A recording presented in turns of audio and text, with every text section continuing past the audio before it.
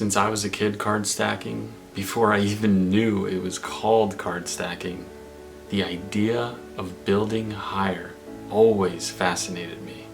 Whenever I would pick up the cards, all I could think was, one more level. Just one more level. I think that's a big part of why card towers still fascinate me.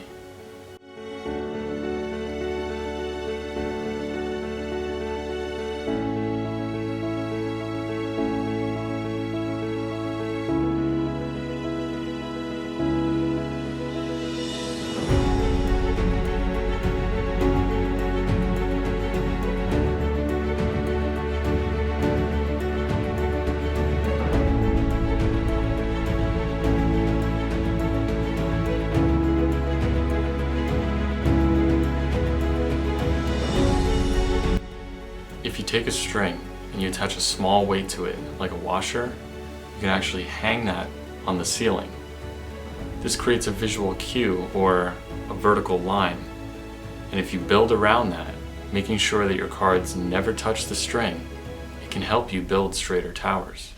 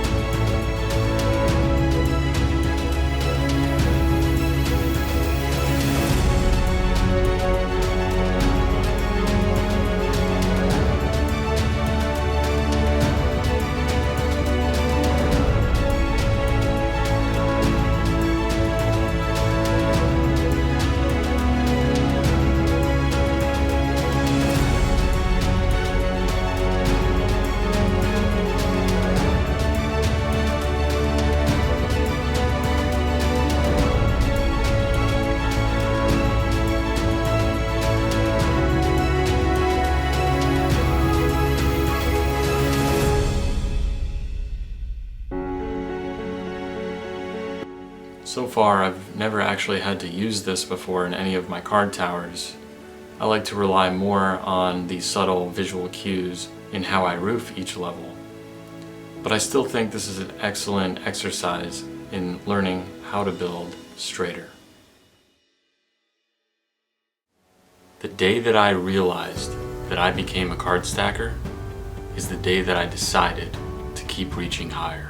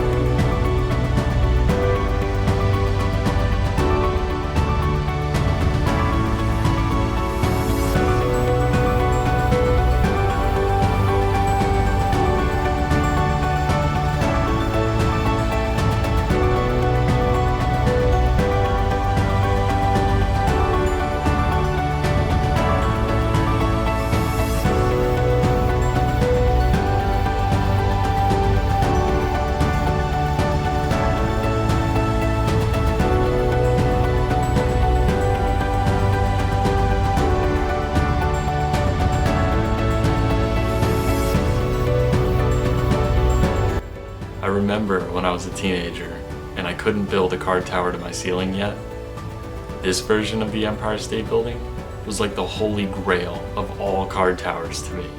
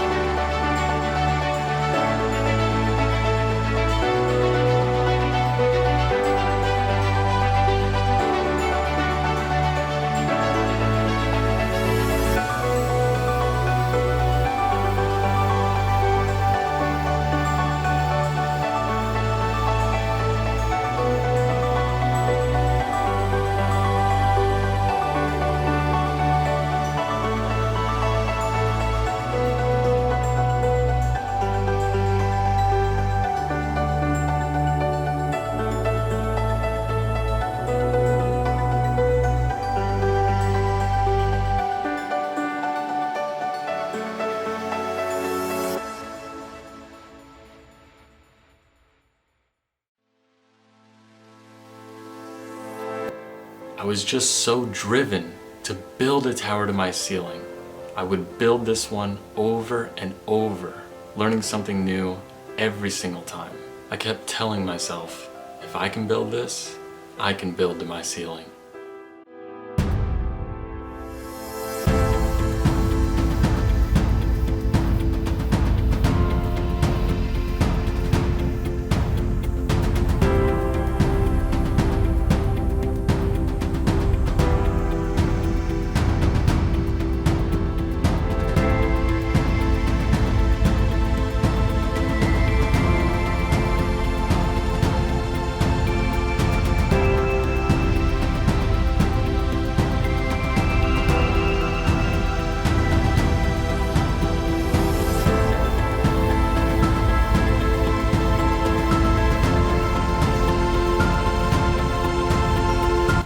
With that and a bunch of videos from some friends where we would all just get one level higher, we all ended up doing it.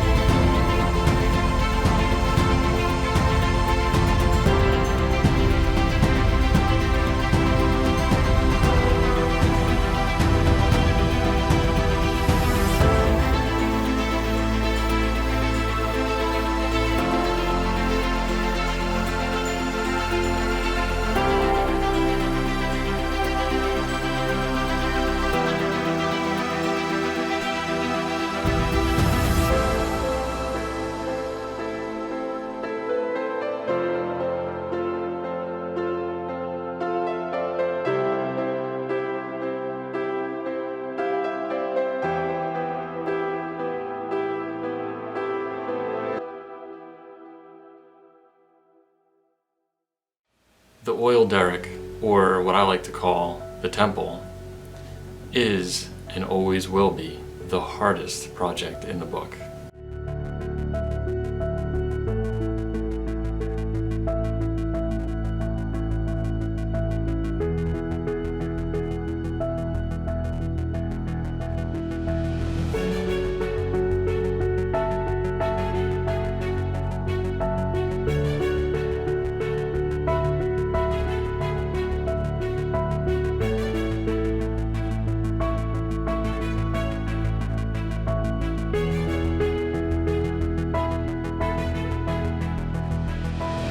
The concept of building an upside down card tower can really test your skills.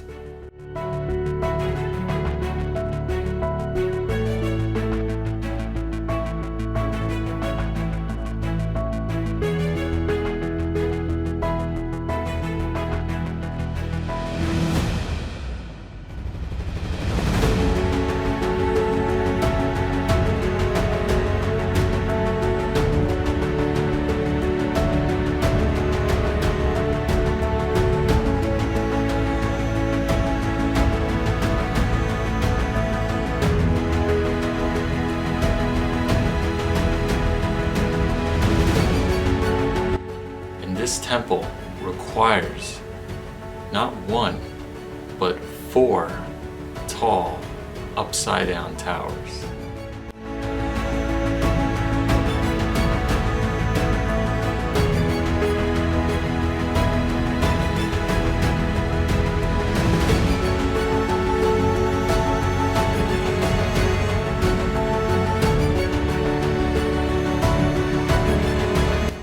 Over the years, I have played around with different upside-down towers, but this temple I've only ever attempted a few times. This time has definitely changed that.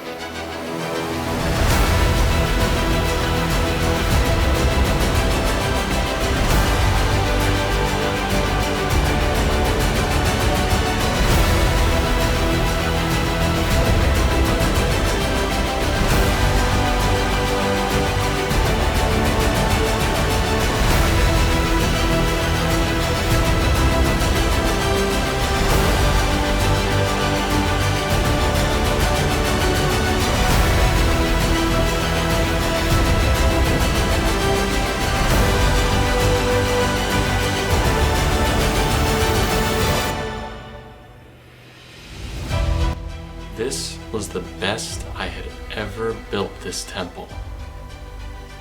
And then one of the towers collapsed. You'd be surprised to know that most card stacking projects are stable enough where if cards fall, you don't have to worry about the whole thing coming crashing down.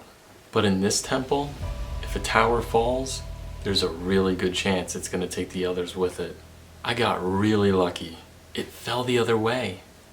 I was thinking, all right, I'm going to rebuild this tower, and then I'm going to finish this temple. And then it fell again.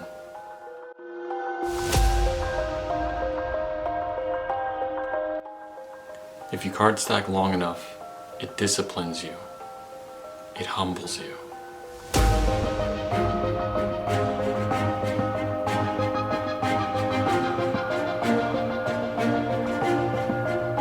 These are the moments that test your character and the card stacker within you. 3 towers still stood, so I picked up the cards and I kept on stacking.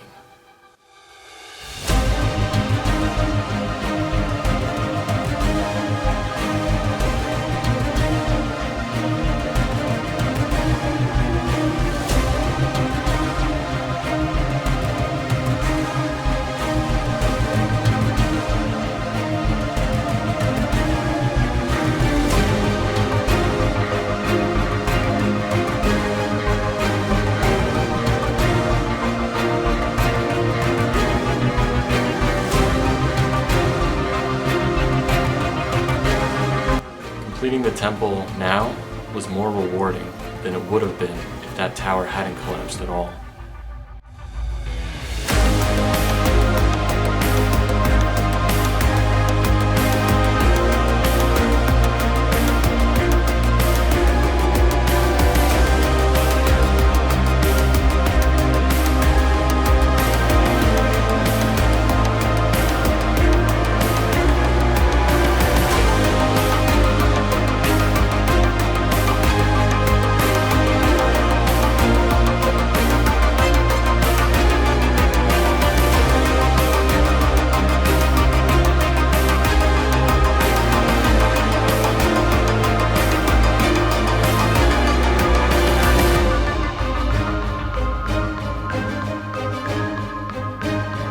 I actually think that this was one of the best things that could have happened while I was finishing the final project in the book.